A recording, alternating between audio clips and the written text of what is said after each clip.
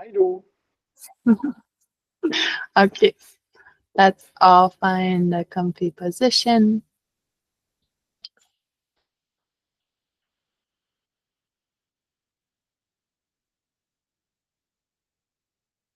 It's really a lot easier to bring our mind back to ourselves and our body when we make ourselves as comfortable as possible.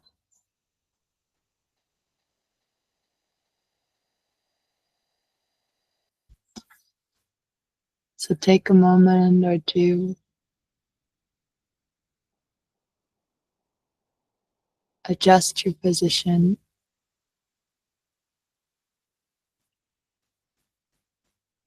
take a few deep breaths,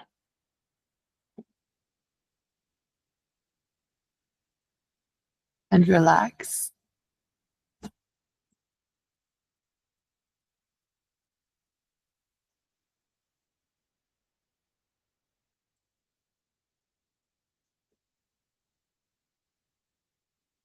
We're aiming for the feeling at the end of the day, all the work is done, and we're just sitting down on the sofa,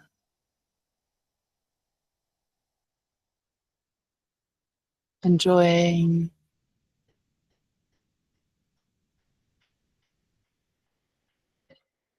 the soft surface,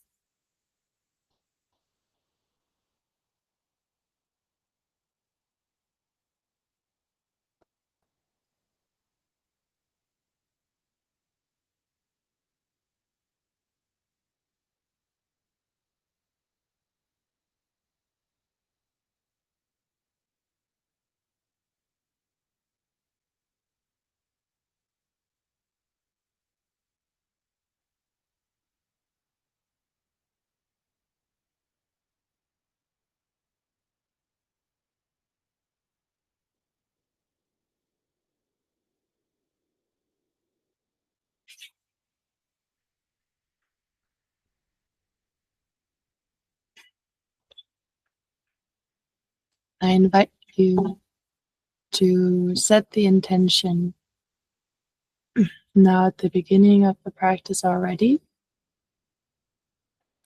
of how you're going to sit for meditation today.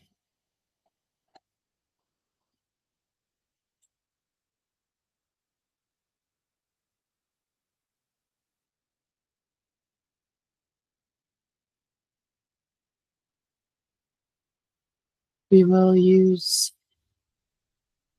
first of all,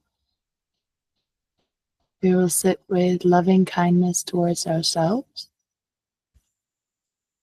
especially when we come in contact with any kind, something that we have to endure, suffering, physical or mental. We already now in the beginning decide that we want to act very lovingly and caring, guiding our mind gentle and clear,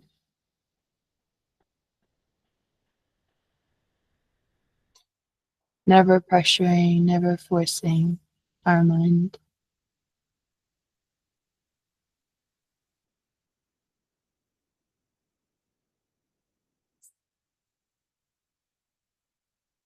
And we are not scared of facing suffering in our meditation because we know that we can use loving kindness when any kind of difficulties arise,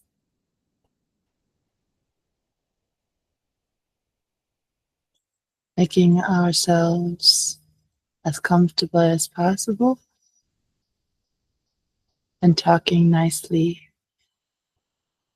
to our own mind.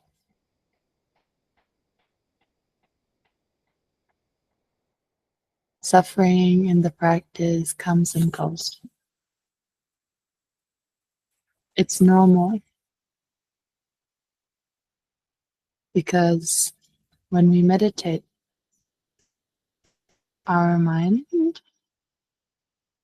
generates good energy that cleans out all the pollution. But the way it works is layer by layer. So first, we might take care of the really big stuff. For our mind was a room, we clean out all the furniture that's too much, all the junk. And when all of that is outside, cleaned out, we feel good.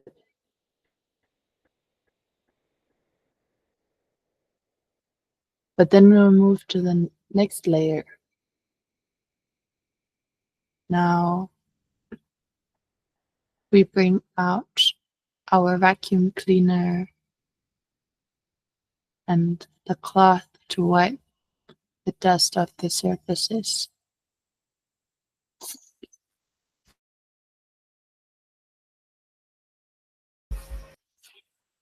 And again, our mind begins to clean out the pollutants.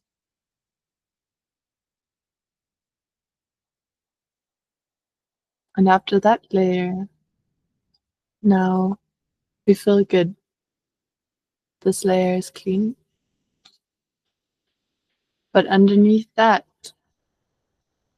is another layer, and so on and so forth. It can be sometimes quite discouraging because we feel like we're not moving forward, when sometimes we feel good in meditation, but then we're faced with suffering again. And we have to understand that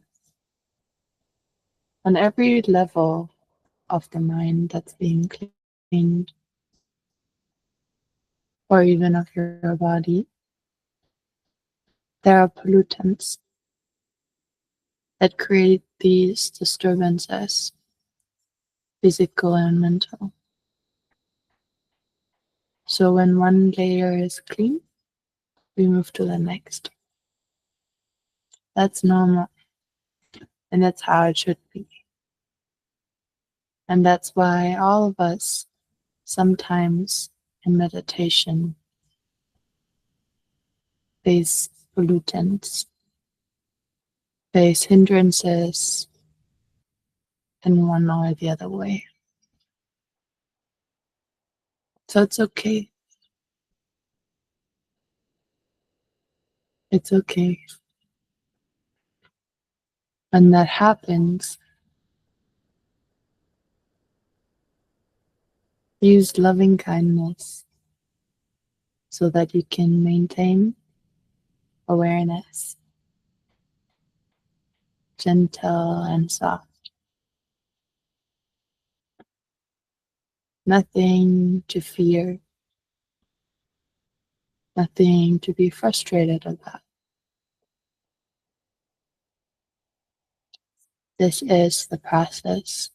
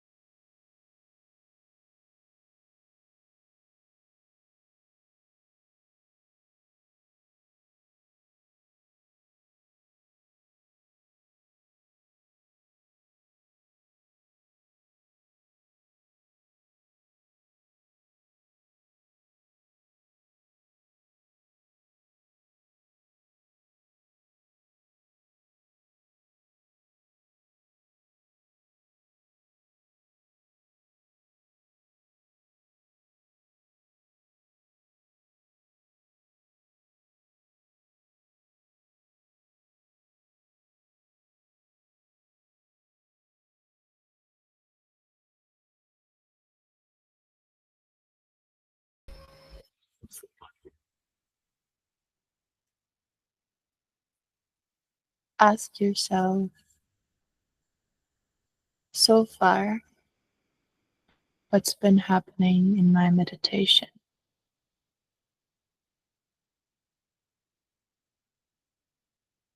Has it been clear or blurry?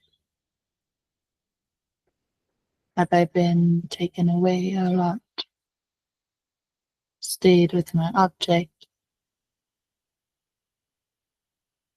Basically, what are your observations and your findings so far?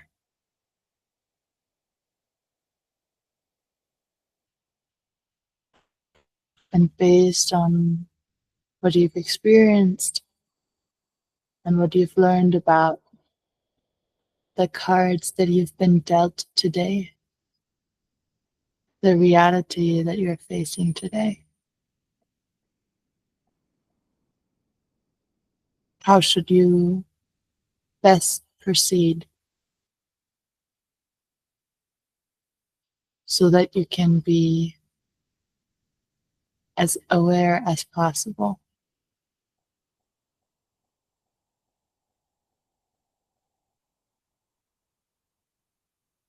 knowing that the goal and your only job is just to be aware, aware of your object and aware of what's going on around inside of you.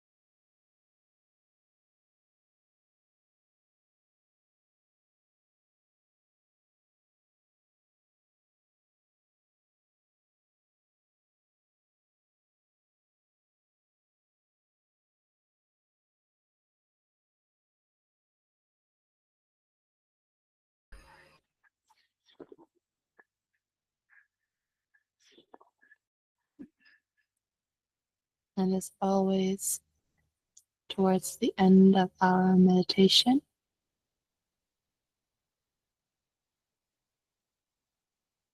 we call on the state of loving kindness, metta,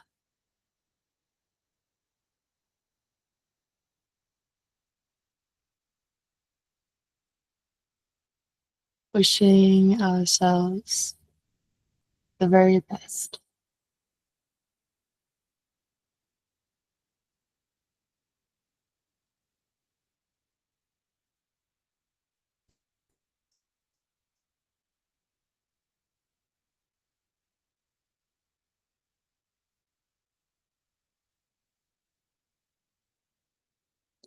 The intention is what counts.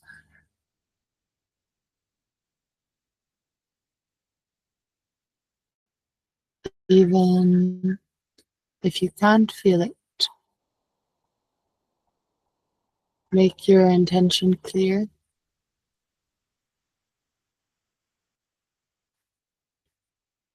that you wish yourself to be free from suffering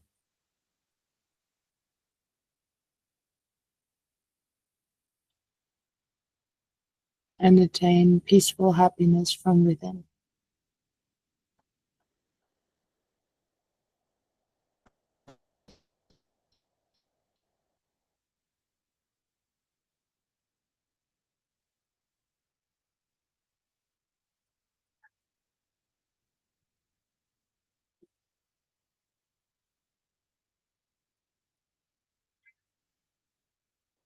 And as we practice awareness, we reflect and we see clearly how we go through suffering in our own body and mind.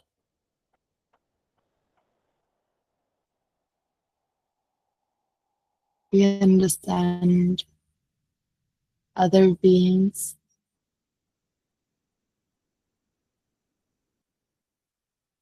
and we wish them to,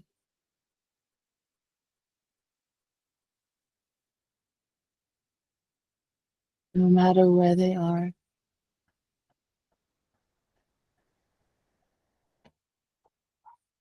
that they may be free of all the pollutants that are causing them suffering.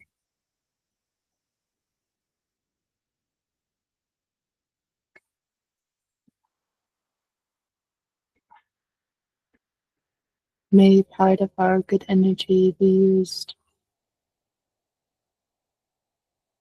to clear their mind a little bit so that it becomes easier for them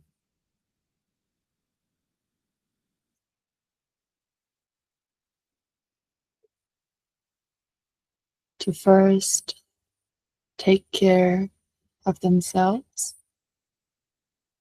and then also share with others.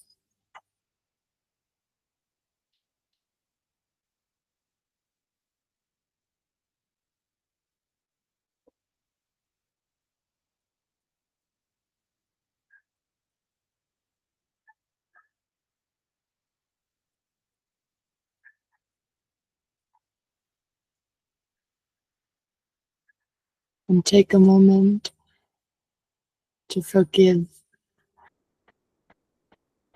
all those who have hurt us before.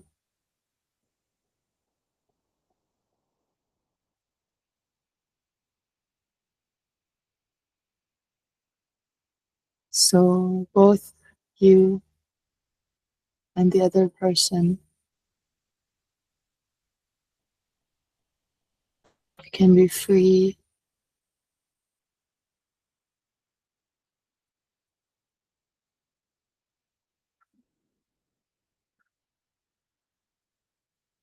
from that able to do better,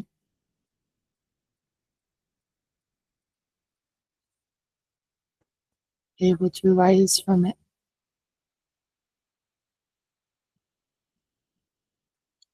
And we also ask for forgiveness of all those who we have hurt before,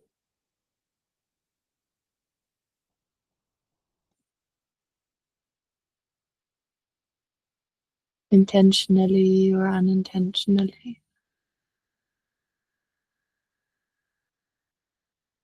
that we know of or we don't.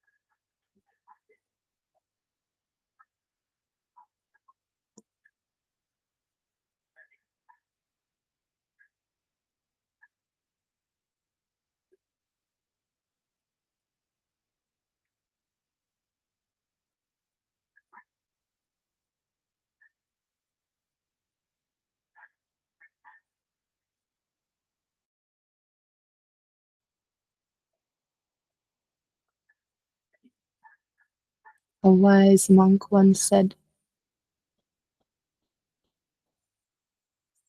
it's okay that anger, frustration, annoyance, and other unwholesome states of mind arise, but don't keep it. Don't hold on to it.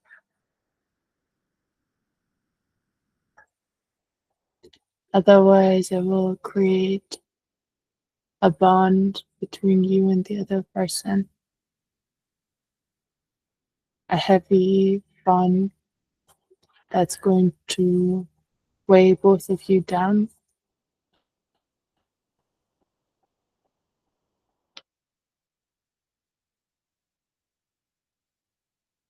And whenever you see that person again, the anger, the frustration, the annoyance, the grief will come back.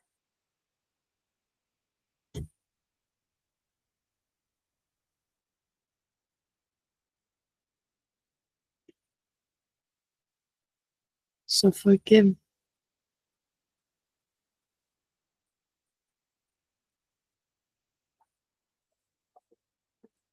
be generous in your forgiveness.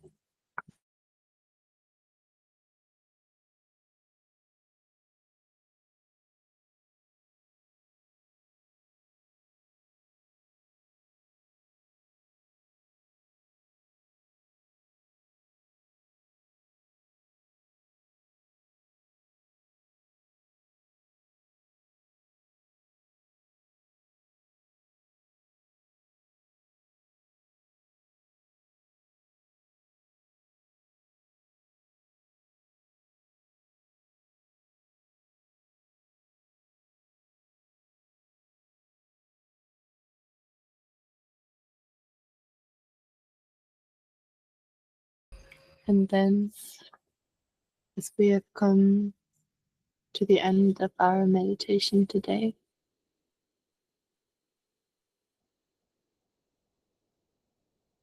take it slow and don't be careless.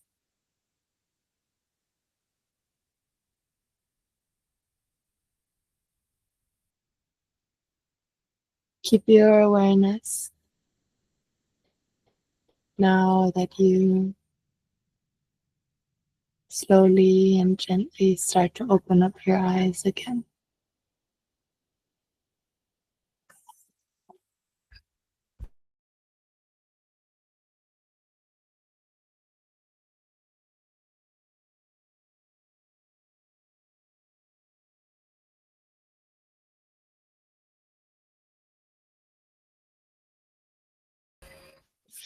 Hello, everyone. I hope everyone's doing well. And is there anyone who would like to share something or ask something?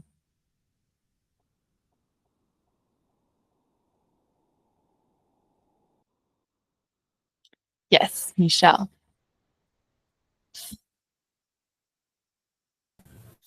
Hey, first of all, thank you for leading our meditation today, even though you're still a bit sick. I hope you get better and better. And um, actually, in this last few weeks, I have been having a tough time.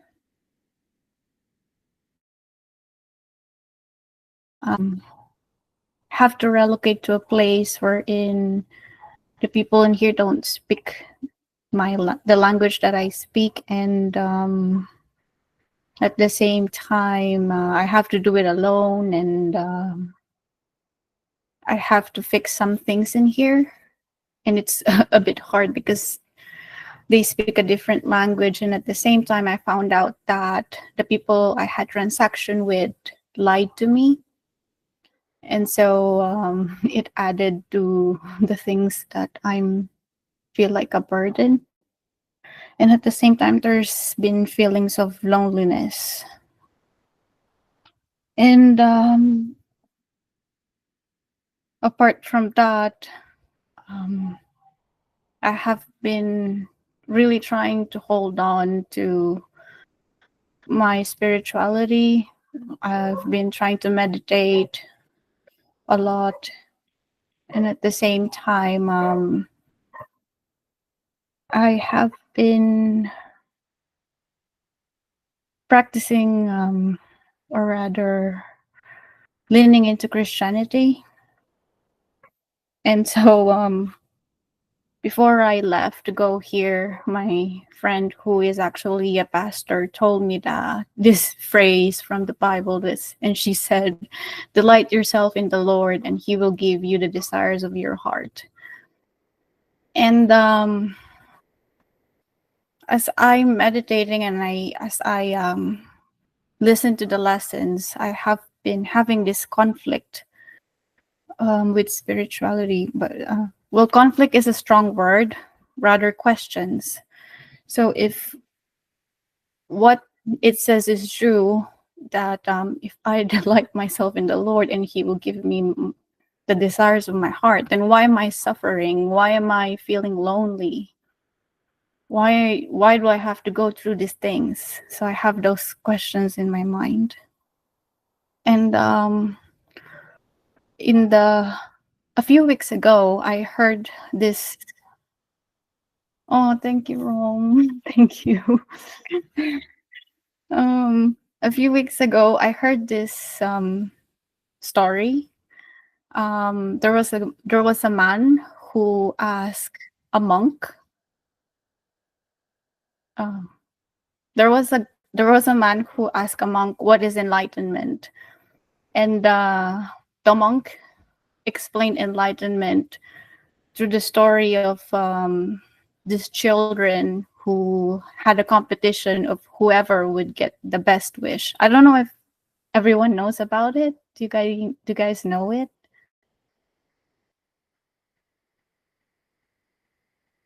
Okay, nobody's answering. So maybe I will just No, I would can you give now. us the context? Okay, so I'll just share it then, because I really like the story as well. So yeah, there's this man who asked the monk what is enlightenment, and so the monk said that there's five children playing. this wishing game. And the rule is whoever comes up with the best wish wins the wishing game.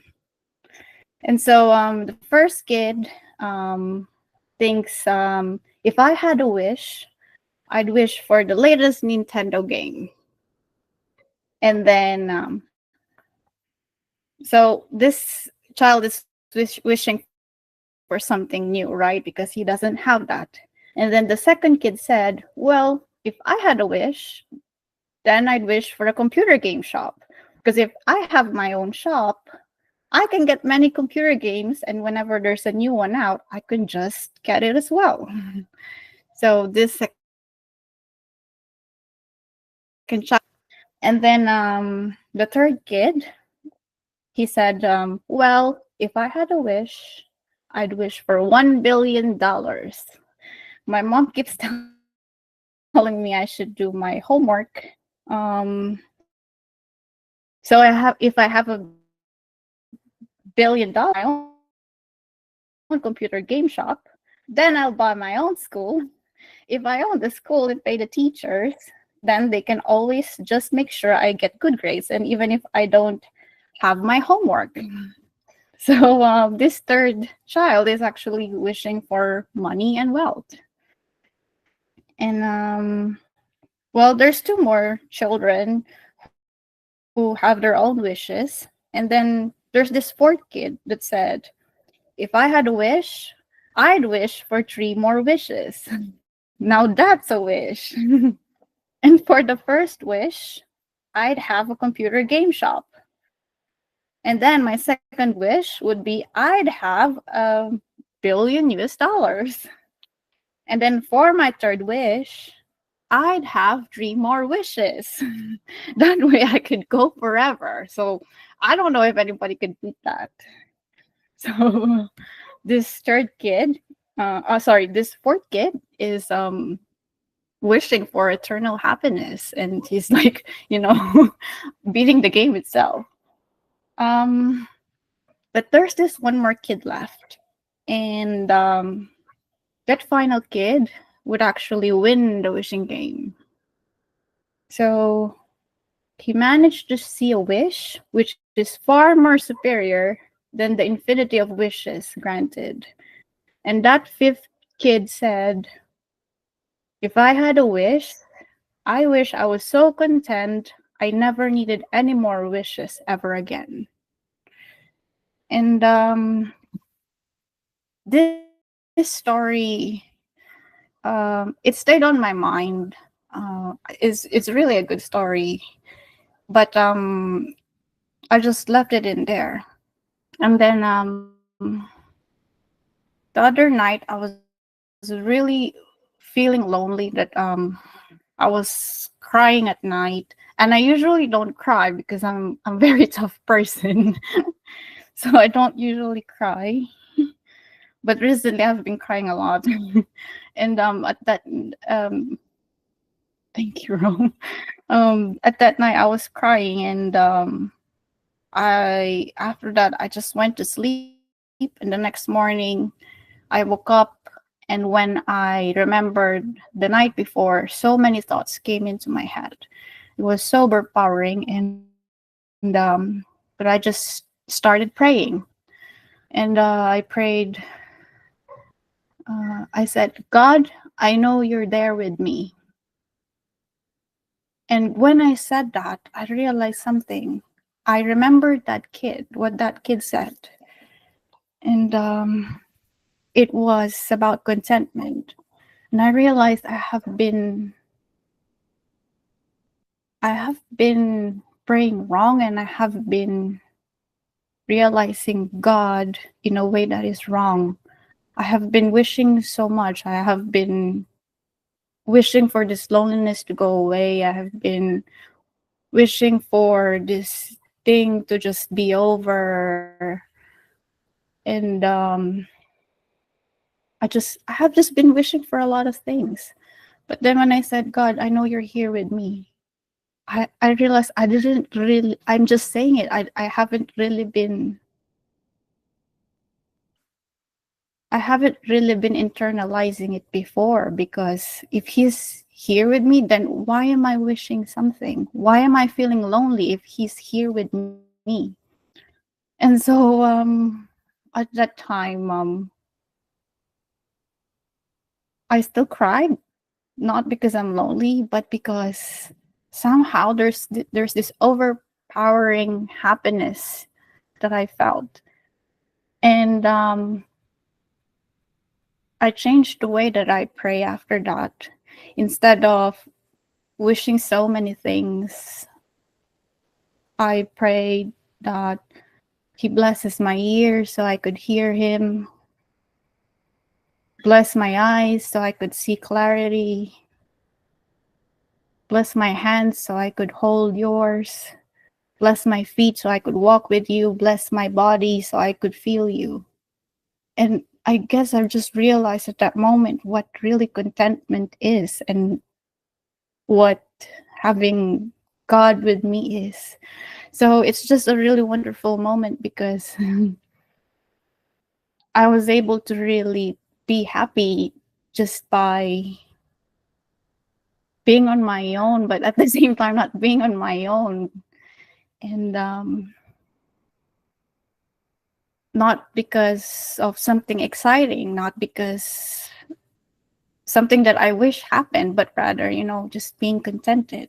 And at the same time, I really love it when Buddhism and something that I'm studying right now and Christianity, that's something I believe on as well, really mesh well together and find this balance and belonging on each other. So I guess that's it. It's just really wonderful.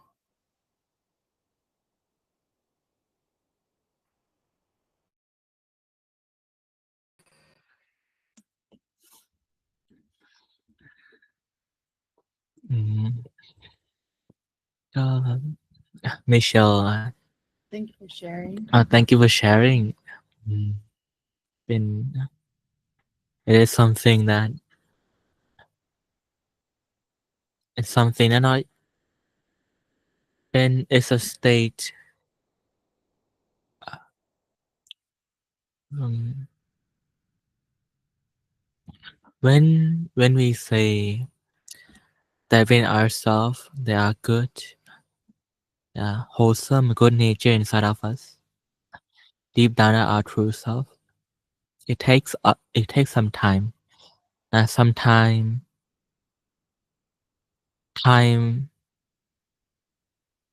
to get to know, get to familiar, get to use until our mind is able to take all this time that we practice, get to know our good nature and everything inside. Then we get to understand what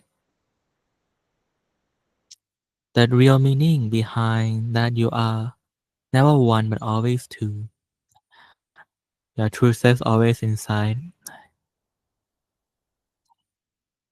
Many religions express in many ways, but what we are talking about is the same thing.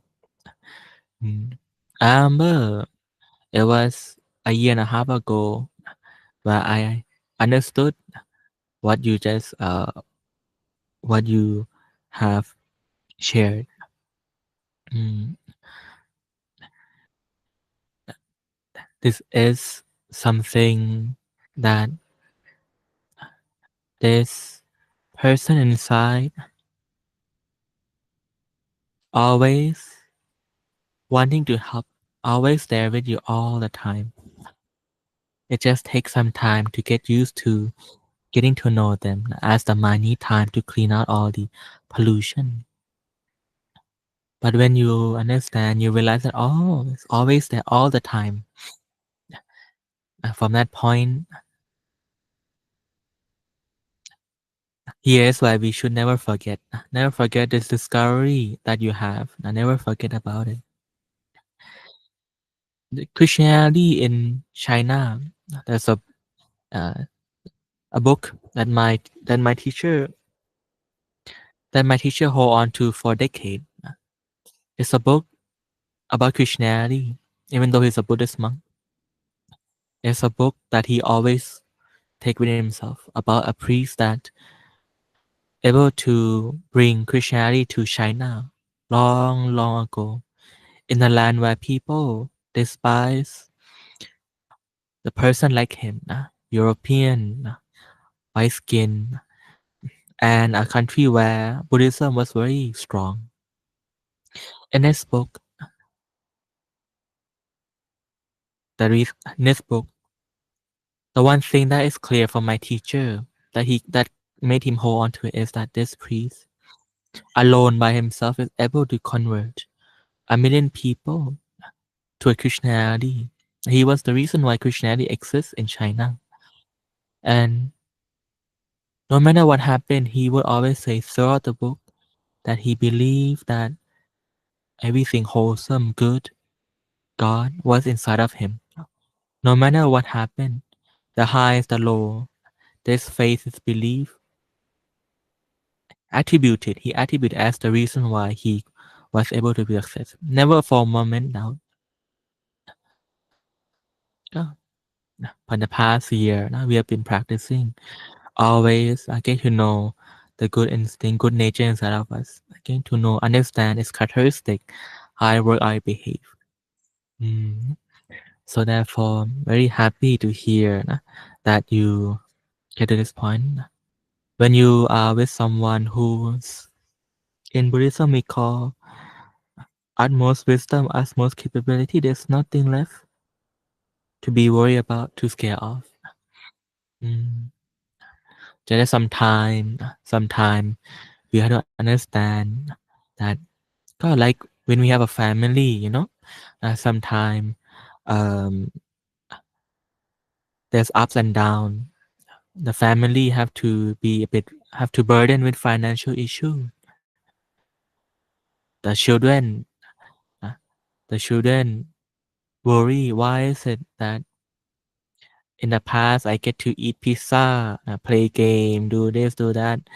Now why is it that I cannot do that anymore? Now why do I have to eat something that eat cheap, eat little, not like before, facing hardship. That was like us before in the past. But we understand that there's our parent every day fighting through the hardship, enduring, fighting, so that the family can survive through the financial burden. All they want is for their child to be happy. But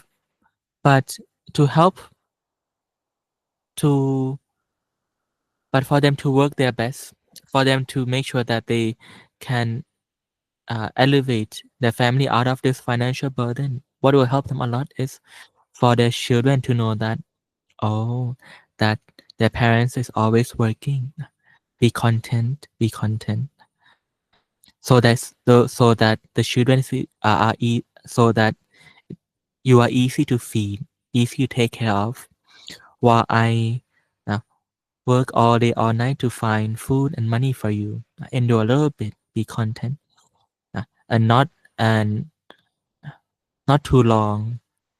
I can bring you and the family out of this financial burden. This is the role of the good nature inside everyone, inside of you, contentment. That's why knowing that we don't have to worry. We do our part as someone who stay with contentment, stay with understanding that sometimes there's hardship, but also we cannot lie that also sometimes there are happiness and celebration too, highs and low. That's why the Buddha taught that desire and aversion is something that we have to take care of. Desire and aversion would be something that we take care of, and contentment is the tool, is the antidote for that. So I'm very happy for the understanding and experience you've been through. Right now in a hard moment no problem. No problem. Endure a little bit. Some hardship, no problem. Always stay with what you have understood, discovered, and everything will be better in due time.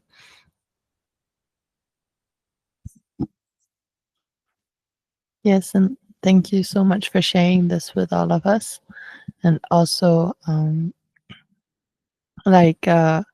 congratulations and really on the effort that I've seen you many times in the last meditation sessions. And like you said, you've really been trying your best, and that's really amazing. So I wanna how do you say, recognize that too, and I hope you're recognizing that as well. That I asked myself that at some point too. Um, Prajan once asked me what I think Buddhism is, and the first answer I gave was, to be honest, Prajan, in the beginning, I thought that like Buddhism is like the solution, the cure. So if I start practicing, I will stop suffering immediately. And everything from now on will be just good. And yeah, I realized now, been practicing for 2 years as well, that it's not um, it's not that suffering just goes away. There are things that will come and that we will face in this life. But every time, like with learning more and getting better at practicing as well, it gets easier and you're less afraid of whatever is coming because you know you have the wisdom and you have the capability to deal with it and even be content through hardship sometimes, like through sickness, for example. Um, and yeah, that is something that I just want to share as well, that you're not failing um, uh, like on your journey or anything. Um, it is absolutely normal that we face suffering along the way, um, that we meet in life. And this is something that is supposed to at some point make us able to just be aware of it when it's there, still content, still stable, not so bad, not so bad, and always better, better every time we face something. So yeah, that is the truth, that it doesn't just miraculously make all the things go away that we're supposed to still face, but it makes it from a lot to less, from less to almost not there anymore until some sufferings go away completely. So, yeah.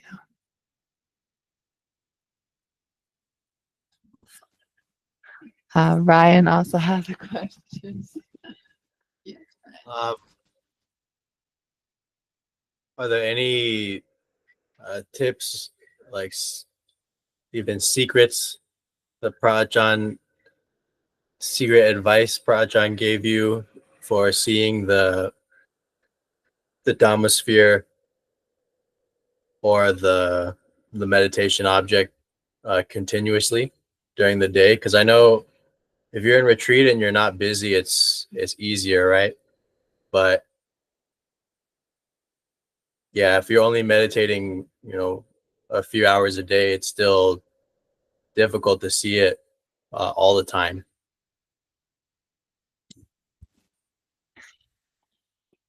That's a good question.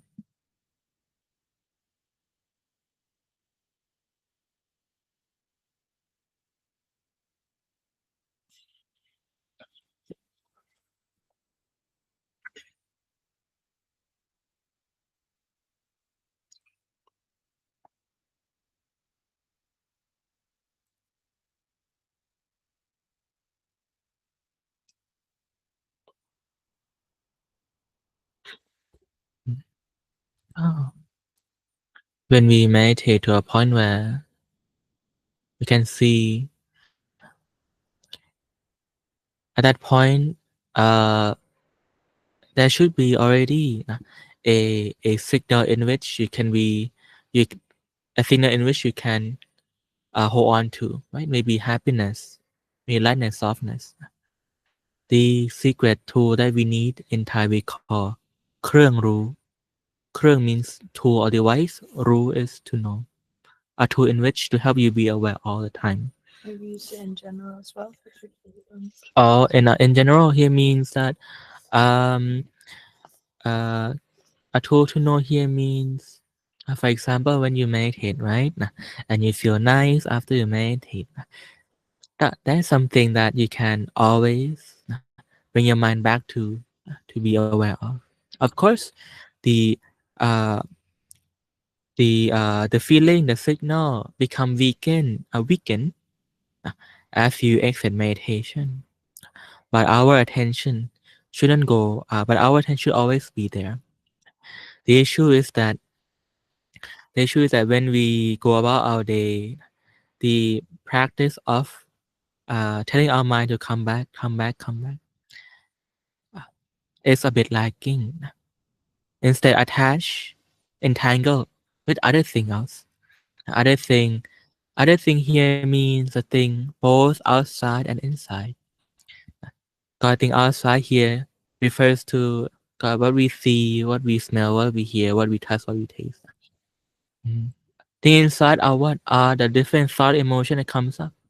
That is not our object. Maybe about this, about that. So many kind of like so many things for our mind to go towards. That's why I need to order the mind to come back to it, so that it can get, so that the familiarity can become. The relationship between you and the object is no different than the relationship in our daily life. Every relationship develop on time and attention. Time and attention. From a stranger to acquaintance to a friend to best friends. To a point where, if you can marry your best friend, you would. And maybe some people do too. A unionizing. Become one with it. It is something that can only happen if you have something to be aware of constantly. The unionizing with someone or something have a term in Buddhism. In English we call one-pointedness, or เอกคตา. So therefore, what we see or what we don't see, what we feel or what we don't feel, is not important so much as can our mind be in awareness of something all the time. So yeah.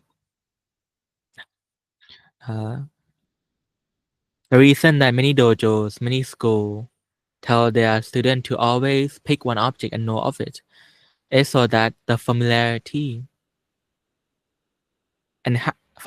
is created, habit is cultivated. Habit is the one that makes it easy to come to. Just like how we are in habit of always texting and talking to our best friend or partner when something happened in our life. And this thing happened, that thing happened, or here we go, we're gonna call them and let them know our day. It's a habit. That makes it easy. So yeah, so the secret is that habitualness. With the support of something called เครื่องรู้ a tool to know. A tool to know. ก็ a tool to know. So one more thing. So what do we do in practical so therefore, what does all this translate to real life practice? After meditate, order the mind to still be with the object.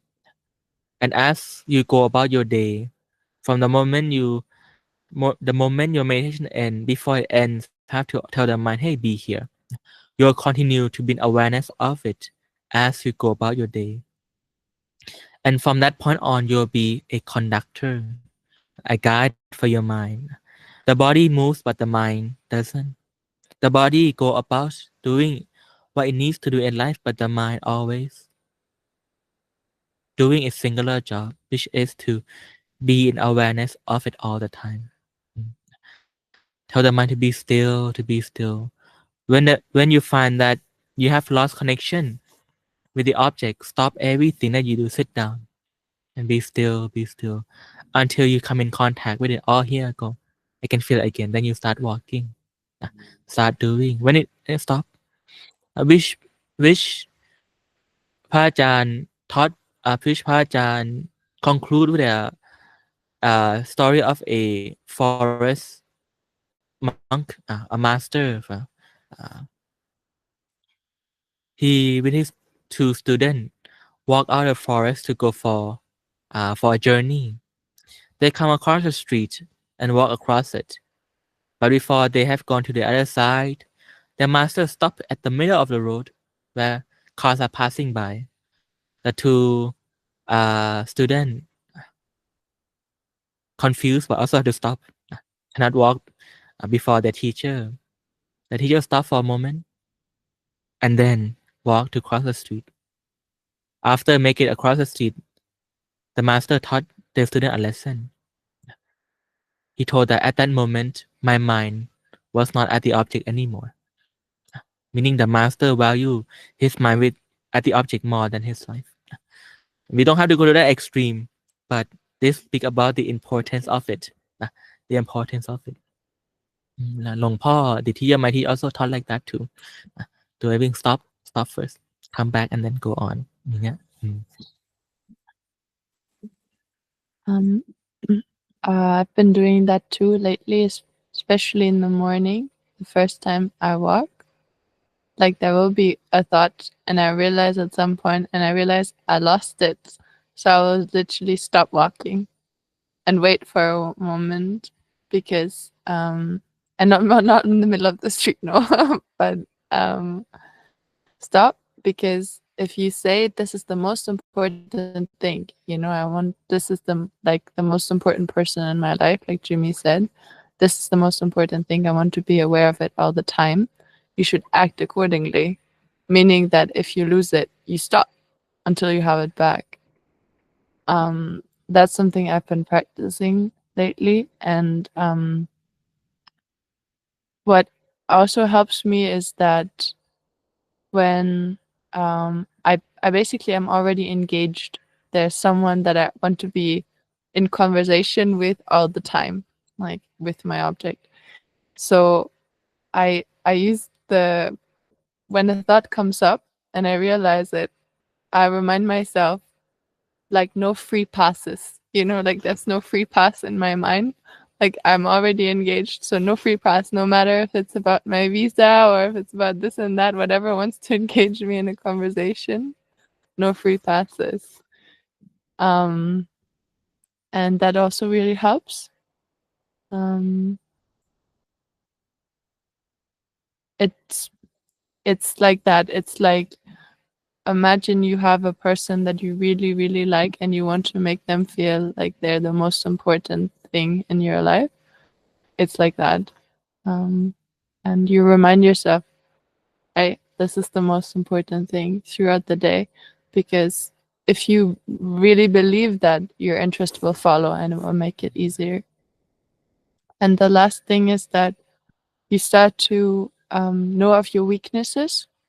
So for me, for example, when we sit together for food here, I know it's one of my weaknesses. Like, my mind goes out, not with my object anymore, listening to whatever people are saying, but not mindfully listening, just like da-di-da, yeah.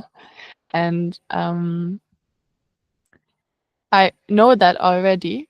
So before I get into the situation, I will already tell myself, okay, now don't be careless, this is a moment. it's like a kid that gets excited in this kind of situation. So you so that it doesn't get hurt, you're like, no, don't get excited. It's like, no, don't get careless. And I have the same thing at the end of meditation as well. Like, I know at the end of meditation, I could fall for all of these thoughts like, okay, now that meditation's over, let's do this and this and this and this and this. And I'm like, now don't get careless because I know it. I know it already. So I know where my weaknesses lie, and I tend to like set the intention, make sure I'm extra mindful at these times. And it will help you in meditation as well, because these weaknesses that you have on the outside are usually mirrored in your practice. Like if you have a problem leaving your mind and listening to gossip of other people, you also do the same thing on the inside too. When the thoughts come up and they want to gossip with you, and it's kind of like this background radio sound, then it will be the same thing. So you learn a lot about your practice also outside of meditation as well. Can I ask a question, Raj? Yeah, I have one more. Yeah. Yes. So you can just keep it there. It's okay. Jimmy, you remember the small Long Pa book? Yeah. Pearls of Inner Wisdom. It's like white. Yeah. Yeah. So one of the quotes, I don't know if the English translation is correct. Maybe it is, but it says in that book, Long Pa says, be with the meditation object or be at the center of the body as if your life depends on it. So that's very clear, but to actually do that requires a tremendous amount of effort, and it doesn't make sense with the Sabai teachings. Oh, okay. So what are your thoughts on this? It's I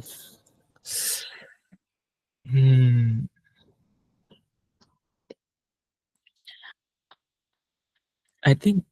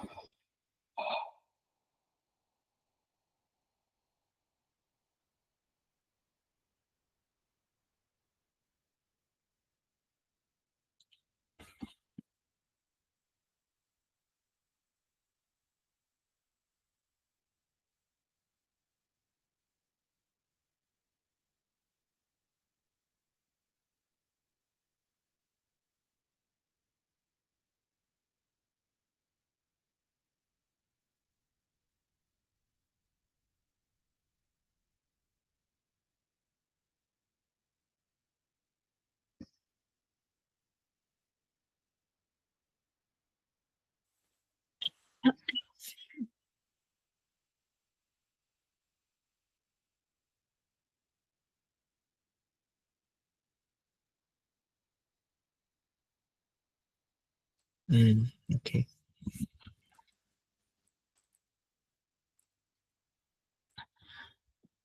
What Long Pa, for those who don't understand, means father monk. So he's the name that he's the teacher, my teacher, father monk.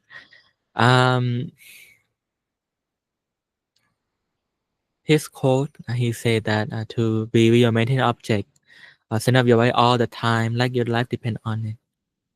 It's something that it is a result. It's the end product. End product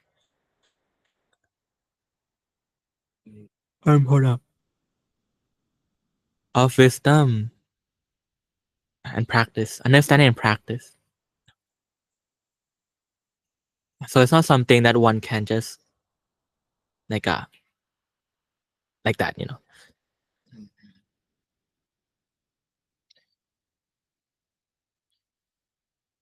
The mind doesn't. The mind is a tool that we need to use.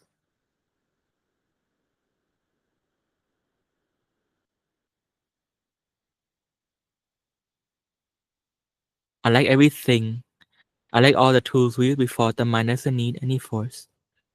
The mind needs direction. That's why in Thai we use the word กำหนด กำหนด means to dictate, to order, to tell. กำหนด ใจ กำหนด We have done this before. We tell the mind to be there, it will go there. The mind to be this, it do this. The mind to do that, do that. Long Paul, the teacher, my teacher, always taught that the mind is the element of success. The mind will do what it has to do. That's why, because all we do is just to tell the mind. Telling the mind is not difficult. Telling the mind to be there requires little to no effort, apart from just telling it, soft and gently. Even when you tell it, you don't even have to put effort. Imagine as if you heard someone say it. It is that light, that soft, that effortless. When that can be done, it is soft and gentle, no effort anymore. The sabainess is complete, is gained through that aspect. Number one. Number two, the center of the body or the object. Can the center of the body or the object being there all the time can be achieved through constant awareness and constant awareness, because constant awareness allows the mind to be in awareness, bring up good energy called punya to clean and cleanse off the pollutants, disturbances that hinders the mind from being there, disturbances that pushes and swipe the mind away. If our mind no longer have any pollutants, no more nothing, no thought, emotion that no more, no longer swept out and away from the point that you want the mind to be, then your mind can be there indefinitely. We have a term in Thai for it. We call it ตั้งมั่น ตั้ง mean to prop it up, to set up. มั่น is firm, no longer moving. So to get there, practice samma sati, practice the right way to tell the mind where to be, soft and gentle.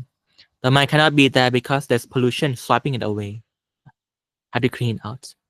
Once those two are achieved, you can tell the mind in the slightest, soft, most comfortable way, and there's nothing able to sweep it off anymore. Then you can accomplish what the teacher, my teacher, say, to be at the object all the time.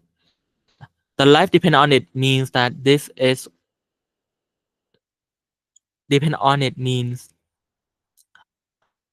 when you're in awareness, you bring up good energy.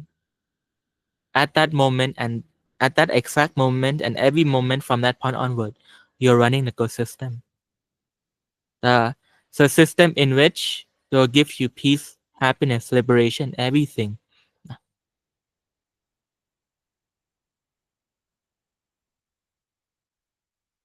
Maintain it like your life depend on it, because if you stop, you will go to other system. Bad system will give destruction, suffering on. So therefore, stake your life at it. So therefore, these are the three. To break it down, these are why he said what he said and how to achieve what he have said. Did I answer your question, Ryan? Okay. Does anyone else have any questions or anything that they would like to share? One thing I want to add on นะ ก็พระอาจารย์ my teacher always say that to do what in meditation, we all know what to do. The issue is that everyone have attitude issue.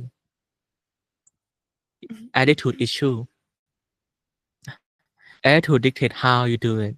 What to do, we know what to do, how to tell the mind to be there. But the attitude or the right view towards it is incomplete, making it difficult and arduous. Not helped by the fact that our mind is still polluted too. That also add to the pile. God. Yes. All right. Rome, Oliver, Michelle, or Holger, anything that you would like to say? Or Ryan, for that matter, but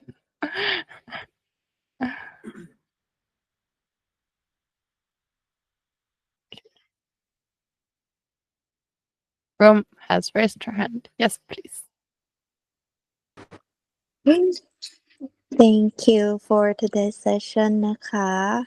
I had a good meditation too, and I'd like to share a little bit. For me, I'm about seeing in meditation or trying to keep seeing the Buddha or any object all the time.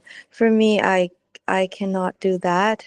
For me, I feel like seeing is too much effort. But what makes it easier for me is I use the feeling. So I think maybe there are the people who are a seer type. You see very easy, but for me, I don't see, but I feel. So I would hold on to the feeling, and the whole day, instead of trying to see, I would tap into the feeling and then check again, like Nong Carmen and Nong Jimmy said, we have to tell the mind. Yeah, I tell my mind, oh, do I feel it? Do I feel Sabai? Do I feel that peace? I would come back to the feeling. So this is for me how I practice. And each day I think I can kind of tell myself to come back more often. I lose it sometimes. It's normal. But I can kind of come back more often, and it does help in my meditation too. I could stay still longer, and I could stay more still than before. And maybe later I will share like how I do that, but today we already discussed a lot.ค่ะ. But I'm sorry, am I making any sense? I'm hungry, sorry. So for me, in conclusion, it's like I use the feeling to guide me instead of seeing. ขอบคุณค่ะ Thank you very much, Pirom, for sharing. For those who are wondering, what's the right thing for you to do? The right thing for you to do is the thing that you can do easily and comfortably. That's the right thing for you to do. Now, everyone grow up with different familiarity, different polarity. Even my teachers say that not only in this lifetime, but in all the lifetime, we our form changes, but who you are stay with you. It's a saying that you are quote unquote immortal, but just changing different faces, different uniform. So therefore, we have what we're familiar with. As long as we are in awareness of those things, in awareness of those things clearly in a comfortable way, that is the right way. So therefore, find something easy, something comfortable to do. For those who practice in the way that my teacher or the teacher might have taught, to be in the center of their body, know that it's for many it's difficult because pollution are gathered there. That is, so the center of body is a very important, vital. It's the most important position in our life. So therefore, the hindrances and everything.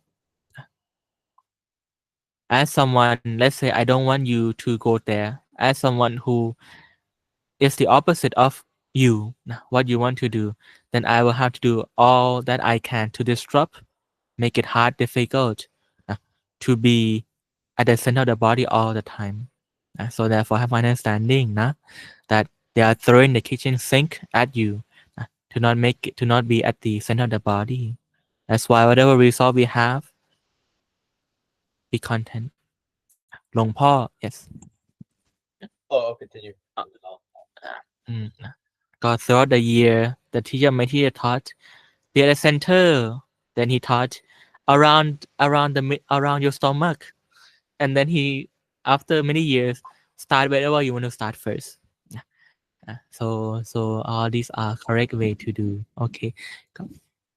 After. So my follow-up question, Jimmy, is the only method or kamatan I've been able to do to actually be mindful from one moment to the next for most of the day was the asubha.